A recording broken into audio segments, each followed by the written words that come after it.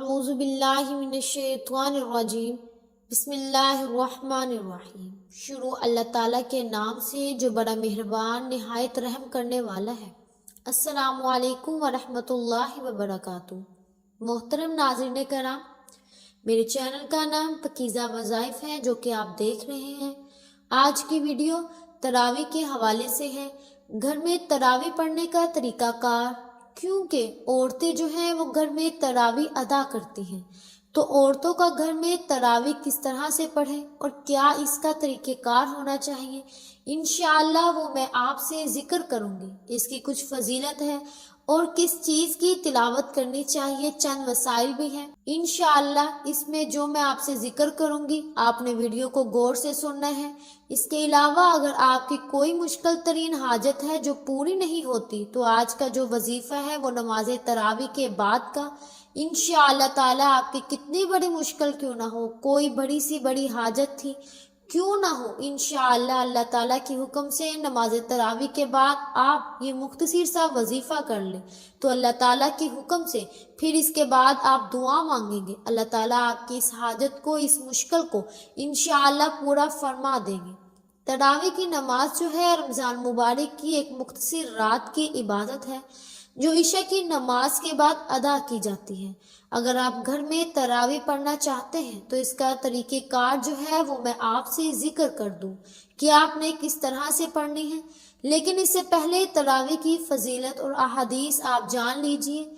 गुनाहों की माफ़ी के लिए नबी करीम सल्लल्लाहु अलैहि वसल्लम ने फरमाया कि जिसने ईमान के साथ और सवाब की नीयत से रमज़ान की रातों में क़याम किया, तरावी पढ़ी, तो इसके तमाम गुज़श्ता गुनाह जो है वो माफ़ कर दिए जाते हैं। सही बुखारी की ये हदीस शरीफ है, आप सल्लल्लाहु अलैहि वसल्लम ने फरमाया, जो बंदा रमज़ान में क़याम यानी नमाज पढ़ेगा, अल्लाह ताला इसके लिए बख्शिश के दरवाजे खोल देता है। फरिश्तों की दुआ, हज़रत जिब्राइल अलैहिस्सलाम ने नबी करीम सल्लल्लाहु अलैहि वसल्लम से फरमाया, रमज़ान में जो शख्स नमाज यानी क़याम करे और अल्लाह की इबादत करे, अल्लाह ताला उसके पिछले तमाम गुनाहों को माफ़ फरमा देते हैं।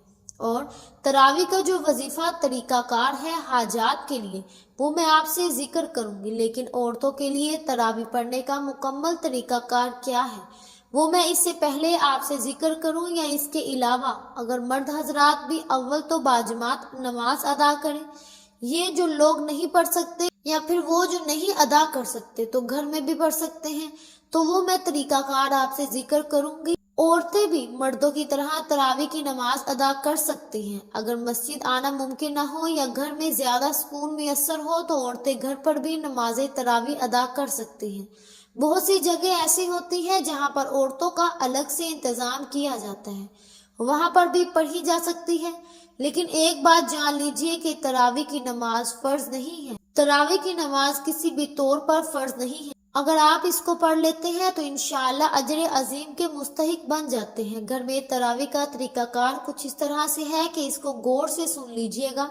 सबसे पहले तो नियत कर लीजिए, दिल से ये नियत कर लें कि अल्लाह ताला की रज़ा के लिए तरावी अदा कर रही हूँ। ज़बान से नियत ज़रूरी नहीं है बल्कि दिल का इरादा ही काफ़ी है। अगर आपने दिल में इरादा कर लिया वो काफ़ी हो जाएगा। इंशाअल्लाह ईशा की नमाज अदा करना, ईशा की नमाज जो है वो सबसे पहले आप पढ़ लें, जिसमें 4 फ़र्ज, 2 सुन्नत मुअक्कदा, 2 नफल इख्तियारी और आखिर में यानी तरावी की नमाज के बाद आखिर में आप 3 वितर पढ़ेंगे।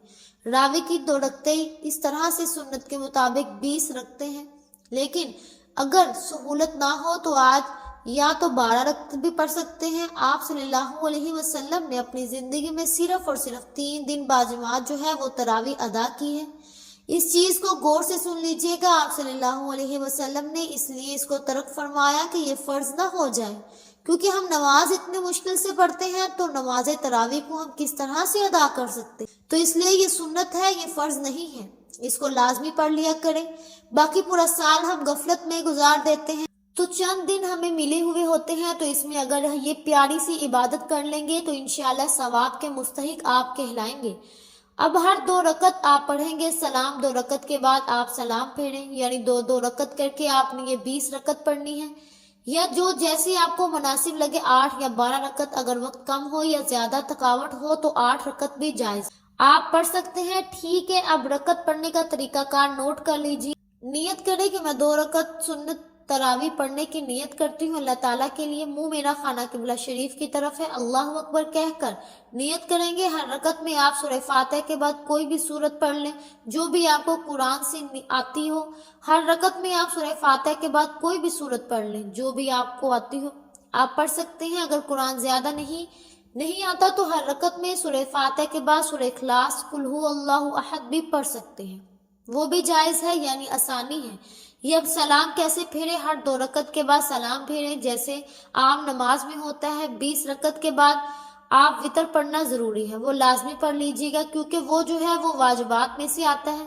وتر آپ 3 رکعت جب آپ نے یہ پوری نماز پڑھ لی ہے، یعنی 20 رکعت آپ نے ادا کرنی ہے، تو اس کے بعد آپ نے وتر کی نماز ادا کر 3 رکعت وتر نماز آخر میں آپ پڑھیں گے۔ پہلی 2 رکعت آپ نماز کی طرح، تیسری رکعت میں سورہ فاتحہ اور کوئی سورت پڑھ کر رکوع میں جائیں اور پہلے دعائے قنوت لازمی پڑھ لیجیے گا۔ عورتوں کے متعلق چند اہم باتیں میں آپ سے ذکر کر دوں۔ باجماعت یا انفرادی طور پر نماز کے حوالے سے عورتیں گھر میں اکیلی تراویح پڑھ سکتی ہیں۔ اگر کوئی اور خواتین ساتھ ہو تو ایک خاتون امام بن کر باقیوں کو ساتھ پڑھا سکتی ہے، لیکن انفرادی طور پر پڑھنا زیادہ مناسب ہے کیونکہ عورتوں کی جماعت کے حوالے سے کافی اختلافات ہیں۔ آہستہ آواز میں پڑھنا نماز عورتوں کی جو نماز آہستہ آواز میں پڑھنی چاہیے، دیکھیں وہی معاملہ ہے کہ آواز اونچی آواز میں نہیں پڑھنی چاہیے، تو ایسا بھی ممکن ہے کہ آپ کی آواز جو ہے وہ کسی ایسی جگہ پر جائے جہاں پر مناسب نہ ہو، تو آہستہ آواز میں پڑھنی ہے، تو پھر یہی بہتر رہے گا کہ آپ اکیلا پڑھیں تاکہ کسی نامحرم کو جو ہے وہ آواز آپ کی باہر جاتی ہوئی سنائی نہ دے۔ اگر قرآن کم یاد ہو، اگر قرآن کا زیادہ حصہ یاد نہیں ہے، تو ہر رکعت میں سورہ فاتحہ کے بعد آپ سورہ اخلاص یعنی قل هو اللہ احد پڑھ سکتے ہیں، یا پھر ترتیب سورہ فلق، سورۃ الناس، سورۃ العصر یہ بھی آپ پڑھ سکتے ہیں، یعنی جیسے جیسے ترتیب ہے ویسے ویسے آپ صورتوں کو جتنی آپ کو یاد ہے زبانی آپ پڑھ سکتے ہیں۔ آپ 10 صورتیں آخر والی یاد ہوتی ہیں تو وہ آپ پڑھ سکتے ہیں، مطلب ترتیب وائز آپ اس کو ادا کر سکتے ہیں۔ تہجد اور تراویح میں فرق کیا ہے؟ تراویح عشاء کے بعد پڑھی جاتی ہے جبکہ تہجد جو ہے وہ رات کے آخری حصہ میں ہوتی ہے۔ اگر تہجد پڑھنے کی عادت ہو تو تراویح کے بعد پڑھ کر آپ سو جائیں اور پھر رات کو جاگ کر تہجد بھی آپ پڑھ سکتی ہیں۔ تراویح کی فضیلت کے حوالے سے نبی کریم صلی اللہ علیہ وسلم نے فرمایا کہ جس نے ایمان اور ثواب کی نیت سے رمضان کی راتوں میں قیام کیا، اس کے تمام پچھلے گناہ جو ہیں وہ معاف کر دیے جاتے ہیں۔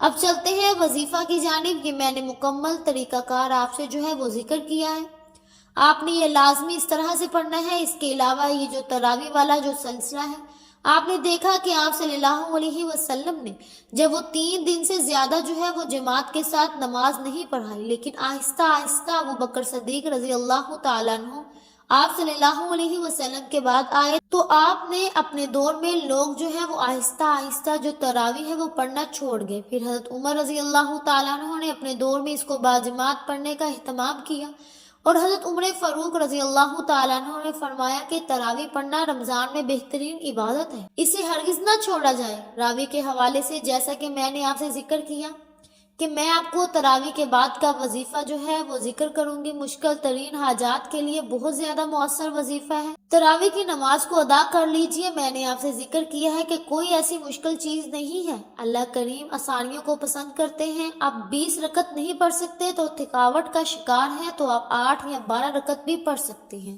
اگر آپ کی کوئی حاجت ہو جو آپ نے پوری کروانی ہو، تراویح کے بعد آپ وظیفہ کریں۔ کیا کریں؟ آپ نے ایک جگہ پر بیٹھ جائیں اور یہ آپ نے وظیفہ کرنا ہے۔ یہ وظیفہ اولاد کے حوالے سے بھی بہت زیادہ معزز ہے۔ جو لوگ جن کی اولاد نہیں ہے، اگر وہ یہ وظیفہ کریں تو انشاءاللہ تعالی رمضان مبارک کے اندر اللہ کریم ان پر کرم فرماتے ہیں۔ یہ ایک عورت کا سچا واقعہ ہے جو کہ بتاتی ہے کہ ان کے 10 سال سے اولاد نہیں تھی، تو جب ان سے یہ وظیفہ ذکر کیا گیا اللہ کریم کے حکم سے، انہوں نے پچھلے رمضان اس کو کیا تھا اور پانی کا ایک گلاس بھر کر اپنے پاس رکھ لیتی تھی اور پھر اس کے بعد وہ اس پر پڑھ کر دم کرتی تھی، خود بھی پیتی تھی، اپنے شوہر کو بھی پلاتی تھی۔ آپ یقین مانیے کہ جو ڈاکٹرز ہیں انہوں نے جواب دے دیا تھا، انہوں نے کہا تھا کہ اللہ چاہے تو ہو سکتا ہے ورنہ کوئی امید تو نہیں۔ اچھا، تو انہوں نے یہ وظیفہ کیا، انہوں نے اس کو پانی پر دم کیا اور پیا۔ اللہ تعالیٰ نے اس مہینے میں ان کو خوشخبری عنایت فرما دی۔ وہ کہتی ہے کہ میں حیران رہ گئی، بلکہ جس ڈاکٹر کے پاس جاتی تھی جنہوں نے مجھے کہا ہوا تھا کہ کوئی امید ہی نہیں، تو کہتی ہے کہ میں اس ڈاکٹر کو باقاعدہ طور پر اسپیشل میں گئی اس کو بتانے کے لیے کہ اللہ تعالیٰ نے مجھ پر کرم کر دیا ہے۔ میں نے کہا آپ کو پتہ ہے جب اولاد نہیں ہوتی تو سسرال والے بھی کافی وہ باتیں سناتے ہیں، وہ شوہر کو پریشرائز کرتے رہتے ہیں کہ دوسری شادی کر لو، دوسری شادی کر لو، تمہاری نسل کیسے آگے بڑھے گی۔ تو وہ عورت اس حوالے سے بھی کافی وہ دماغی بدسکونی کا شکار رہتی ہے، لیکن انہوں نے اس وظیفے کو کیا اور اللہ کریم نے ان کو وہ کرم نوازی کر دی۔ آپ نے یہ جو لازماً یہ وظیفہ کرنا ہے، انشاءاللہ آپ کی ہر حاجت وہ پوری ہو جائے گی۔ جو لوگ اولاد کے حوالے سے کرنا چاہتے ہیں وہ تو لازمی کریں، ہر مشکل، ہر پریشانی، ہر حاجت کے لیے بھی آپ پڑھ سکتے ہیں، لازمی پڑھیے گا۔ آپ نے کرنا کیا ہے؟ آپ نے تراویح کی نماز ادا کرنے کے بعد وہیں پر بیٹھ جانا ہے۔ 7 مرتبہ آپ نے سورہ فاتحہ پڑھنی ہے، بالآخر 11 مرتبہ درود شریف لازمی پڑھ لیا کریں۔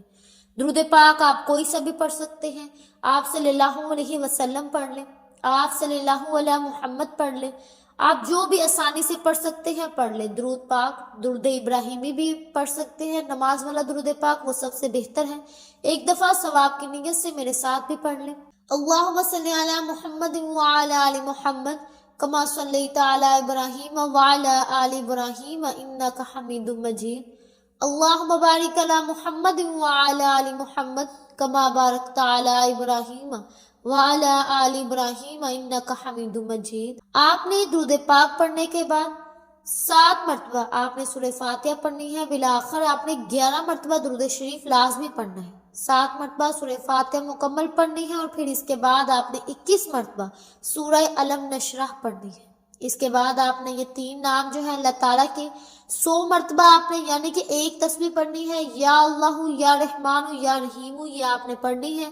پھر آخر میں آپ نے دوبارہ سے درود ابراہیمی 11 مرتبہ پڑھ کر اللہ تعالیٰ سے اپنی حاجت کے لیے دعا کرنی ہے، ہاتھ اٹھانے ہیں۔ یہ عمل مشکل ترین حاجات کے لیے بہت مؤثر ہے، اور انشاءاللہ تعالیٰ پھر اس کے بعد آپ صرف اللہ تعالیٰ سے جو دعا کرتے رہیں گے اللہ تعالیٰ آپ کی وہ ہر دعا قبول فرما لے گا۔ امید کرتی ہوں کہ آپ کو میری ویڈیو بہت اچھی لگی ہوگی، بہت کچھ سیکھنے کو ملا ہوگا۔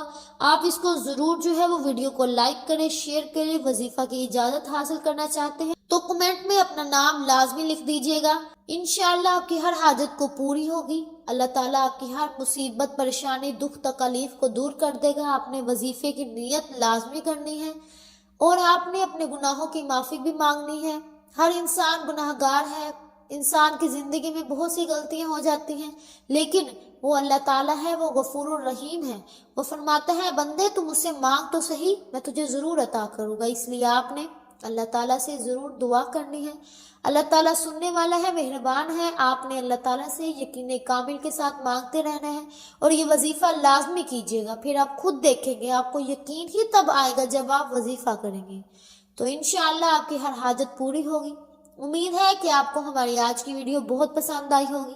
اگر آپ کو ہماری آج کی ویڈیو پسند آئی ہے تو ہمارے چینل پاکیزہ وظائف کو سبسکرائب کریں، لائک کریں اور شیئر کریں۔ ملتے ہیں اگلی ویڈیو میں، تب تک کے لیے اپنا بہت سا خیال رکھیے گا۔ اللہ حافظ۔